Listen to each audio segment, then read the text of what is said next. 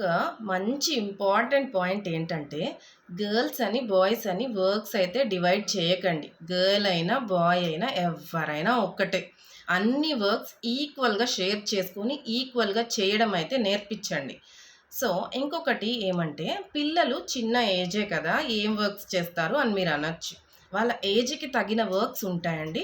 So, ఆ వర్క్స్‌లో అయితే వాళ్ళని ఎంగేజ్ చేయండి. బికాస్ మనం లేనప్పుడు వాళ్ళే చేసుకోవాలి కదా! చిన్న చిన్న పనులు ఇప్పటి నుంచి నేర్పిస్తేనే పెద్దయినాక వాళ్ళకి అర్థమవుతాయి. దాన్ని చేయడానికి తెలుస్తుంది. లేదు ఇప్పుడు నేర్పించలేదంటే పెద్దయ్యాక చాలా కష్టమవుతుందండి.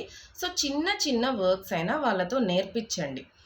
ఫర్ ఎగ్జాంపుల్ వాషింగ్ మిషన్‌లోకి బట్టలు లోడ్ చేయడమో, లేదా ఎక్కడైనా క్లీన్‌గా చిమ్మడమో, లేదంటే ఇంకేదైనా బట్టలు మడవడమో, చిన్న చిన్న బట్టలు వాళ్ళకి ఏది చేయాలనిపిస్తే చిన్న చిన్న హౌస్ పనుల్లో అయితే వాళ్ళని ఇన్వాల్వ్ చేయండి.